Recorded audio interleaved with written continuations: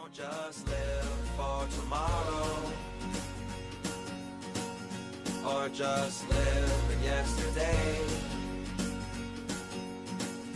Just be glad for all you have that's in today. Hey everyone, Connie here, and welcome to my blind reaction to Oban Star Racers Episode 4. Yeah, we're only doing one episode this week. One, because we're already late a day on this reaction, and two, because I've got a lot of stuff I still need to pre-record for this weekend. I have not been able to get on the ball with that this week. I thought I was going to be able to. I hoped I was going to be able to. But unfortunately, a lot's been going on. Just preparations for the holidays and stuff, you know? Christmas, which my family celebrates, is next week. Early next week, too. I've been doing a lot to get ready. I've had a lot of other stuff just to do in general, and it's like, ugh, taking up all my time. So, yeah, unfortunately, I just haven't been able to get to it. But hopefully I should be able to get to everything today and tomorrow. Or today or tomorrow. I don't even know at this point. It should still be up either way. I don't think I have anything going on Saturday, so I might even be able to record then if I'm in my room or if my dad goes somewhere. Whatever. Either way, so yeah, we're doing one episode of this today. I was originally planning on doing two, but then when I had to cancel yesterday because I was invited to go hang out with a friend, and I didn't want to, like, deny that opportunity. Yeah, it's just... oh, well. So last we left off, they were, our Earth team for the preliminary races were kind of down on their luck. The original racer, pilots, whatever you want to call them, got injured, and due to, I guess, something going on, they were able to retake the race, retake the preliminary. Which actually, I think, confused me, because it's like, why were they able to retake it if, like, the Earth team ship blew up? But in the second race, they destroyed the enemy team ship, and it's like, that's okay? But their ship getting destroyed is not? I might have missed something, but that just seems really, like, the writing is specifically tailored to be biased towards the Earth team. Again, I might have missed something, and if I did, let me know. But, either way, Ava decided she wanted to take over. Initially, Donway's trying to get the others to take over, but they don't want to do it. They don't feel like they can. So Ava just kind of goes ahead and does it. She ends up recruiting the one other dude. I cannot think of his name right now. But she gets him. He's the gunner. And they work together. And, well, they finish the race, but just barely. Proving that Ava's not really that good of a pilot. Which I can somewhat appreciate. I like the fact that Ava thinks she's better at this than she is. I like the idea that she is kind of full of herself in a way. But I don't think she's, like, super egotistical or conceited or anything. I think she overestimates herself.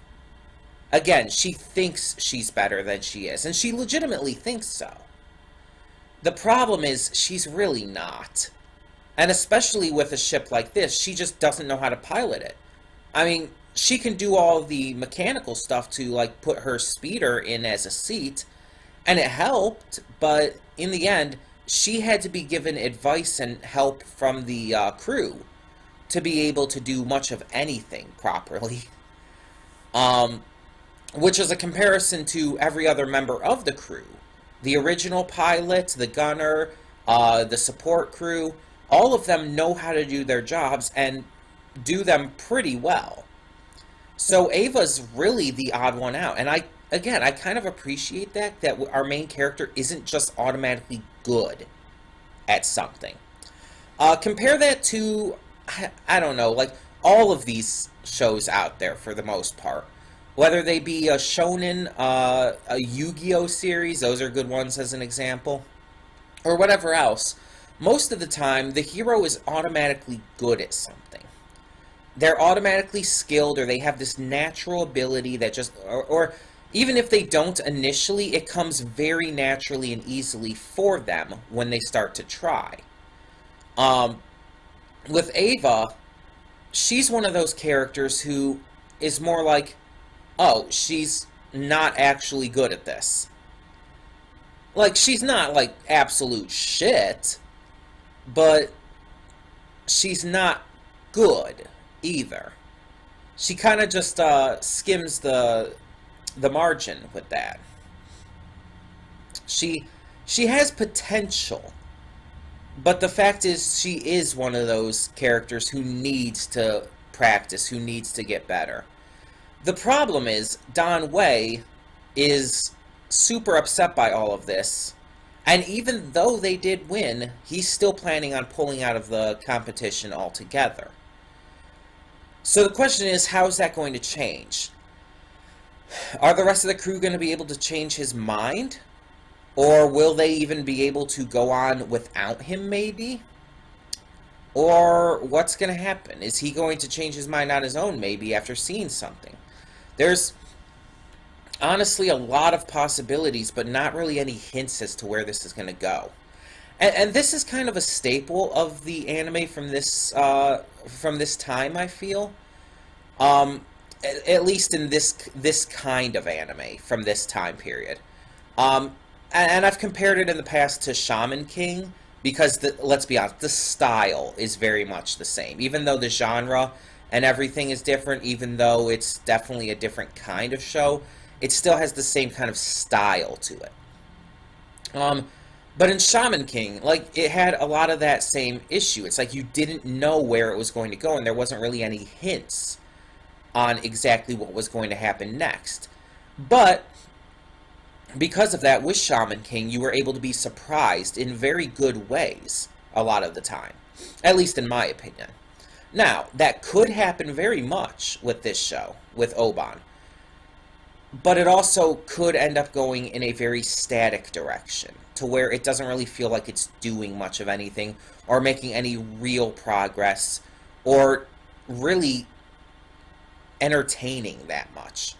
This show so far has been entertaining enough, it's been good, but I feel like it's just like Ava with her talent, is skimming the margin. It's basically on the verge of being droppable, but on the verge of being great at the same time. And it's weird, because it's one of those shows I could see myself getting bored by eventually if it doesn't really shake things up. But I could also see it doing amazing things. And we're just going to have to see. Now, when I say this, by the way, I am not saying that this show is on watch.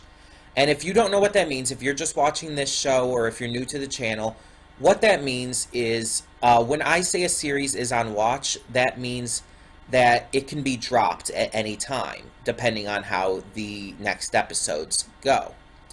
When it's on watch, that means basically it has to impress. If it doesn't impress, it's being dropped, and it really has to impress. There's no room for failure. Now, this is not on watch yet. Oban is not on watch. Like I said, it's still skimming the margin. Being on watch is below the margin. So, it's definitely, and I'd even say it's above the margin. It's skimming it, but it's just above it. So, honestly, right now, I don't see myself putting it on watch or dropping it at all. But you never know. You never know. This episode alone could take it down quite a bit.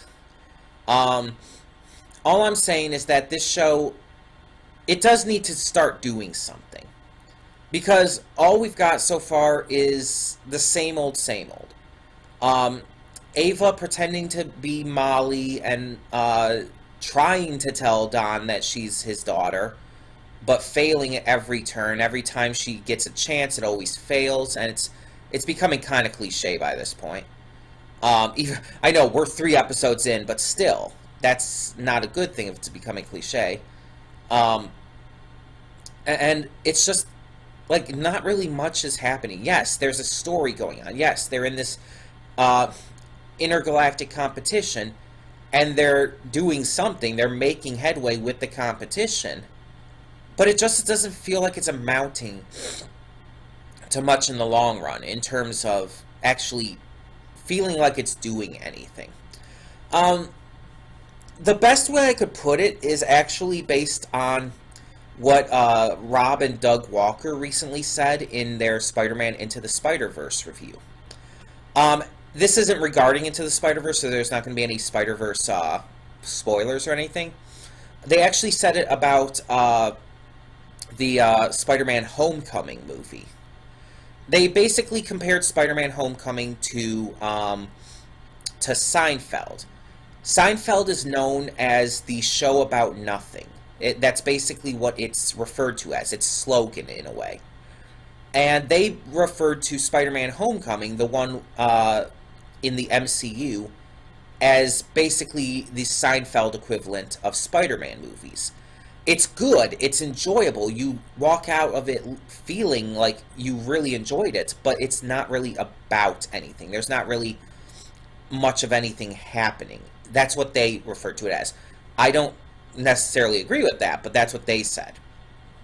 And from what I can say with this series so far, that's kind of the vibe I'm getting.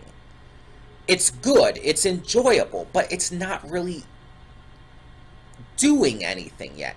And yes, there's a storyline. It is about something, but that's not what any of this means. Like, when you watch Seinfeld, yes, every episode is about something. Something is happening. There is a story going on. But it doesn't feel like it amounts to anything. That's the best way to put it.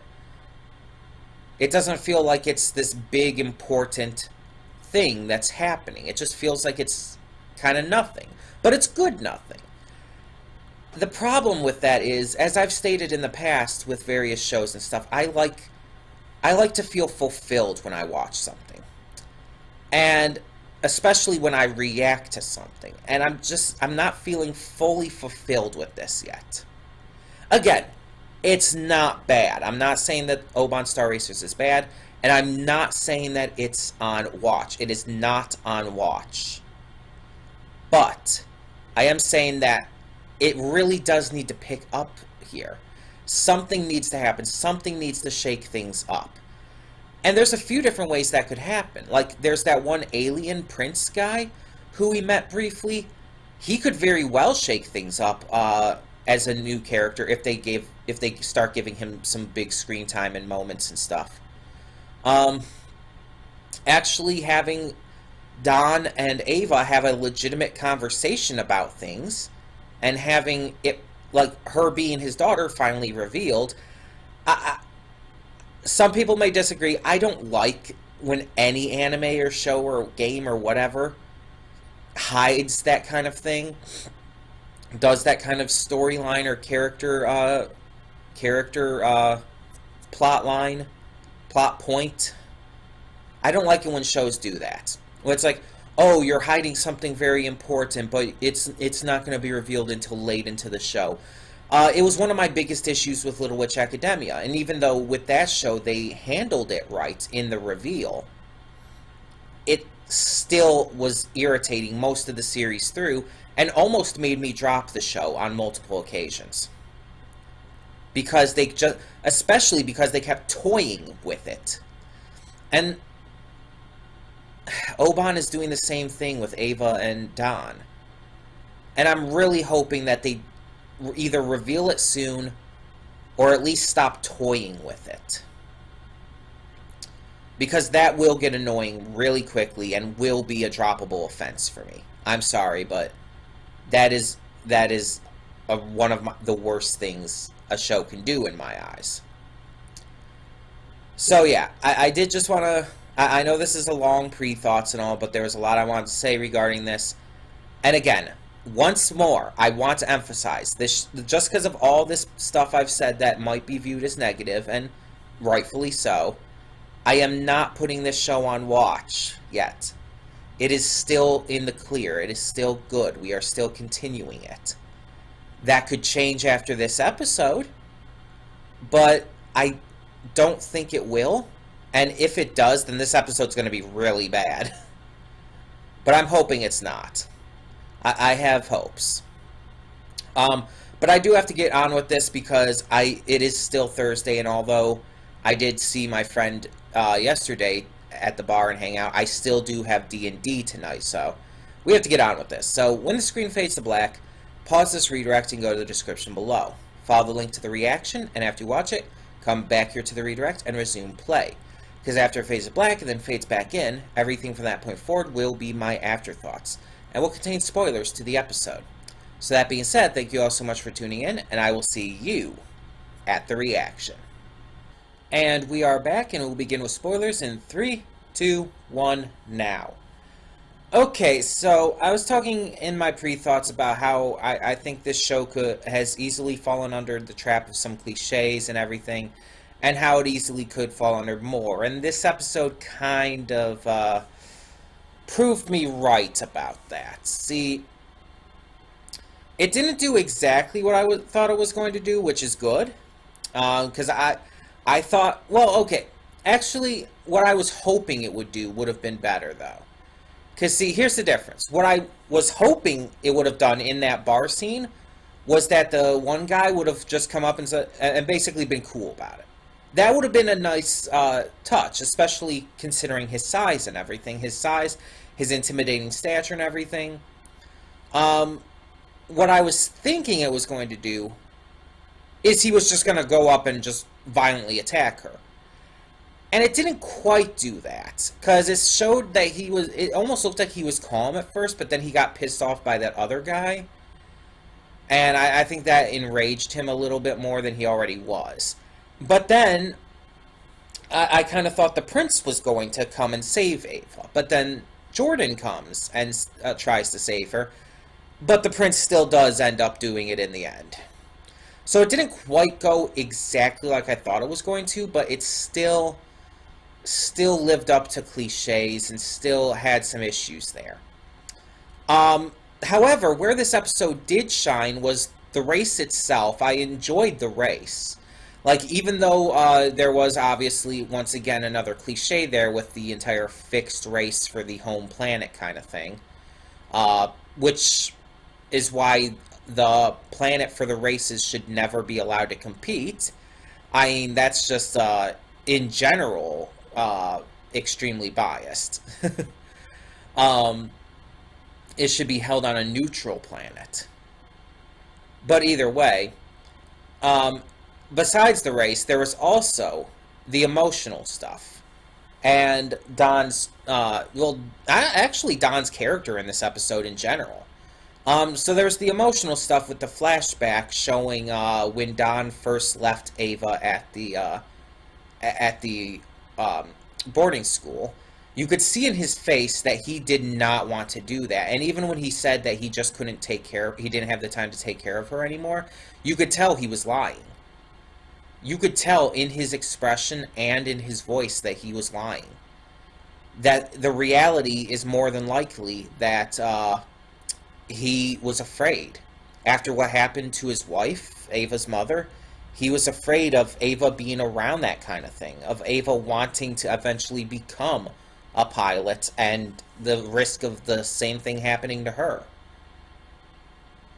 He was afraid of that. And I like that. I like that the big thing behind all of this, behind Don Way's bigoted beliefs and actions, there is an actual reason. And that it's something that eventually can be overcome. And most likely will. But it also develops him further as a character, which is definitely something that's needed. We also see that he understands what's important in the end. When the president tells him that basically the entire Earth Coalition, their entire lives and everything rest on this, yeah, he understands that that's important and that his biases cannot take precedence over that. That he has to let Ava race, or Molly as he knows her, in order to protect the Earth Coalition, which is mature of him, to be honest. That he's willing to put his biases aside for what's right. So, I'm glad for that as well. And then at the end, we get where he's unnaturally nice to them, but he's faking it because he got a message that Rick is back and ready to go. So the first two preliminary races in this prelim tournament were raced by Ava after Rick's crash. But now he's going to try to put Rick back in. Now the question is, will Rick go for that? Rick, as we've seen, has actually probably been one of the more supportive members of the crew towards Ava. He's actually been really nice to her, and even gives her the cute nickname of Mouse and everything.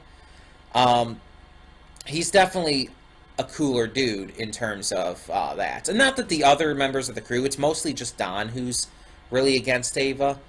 But even the others have not been fully supportive of her racing as much as she would want. I think the most supportive would definitely have been Jordan.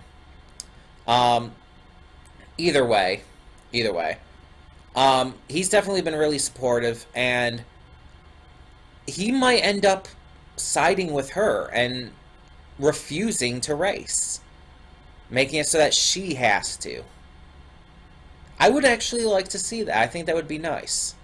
Plus, it would allow Ava to continue to race, which I think is what the big thing here needs to be. Ava needs to continue to be the one to race. The only way I can see it going to where Rick races again here is if he races one race but then realizes that it should be Ava. Or if he teaches Ava how to race better.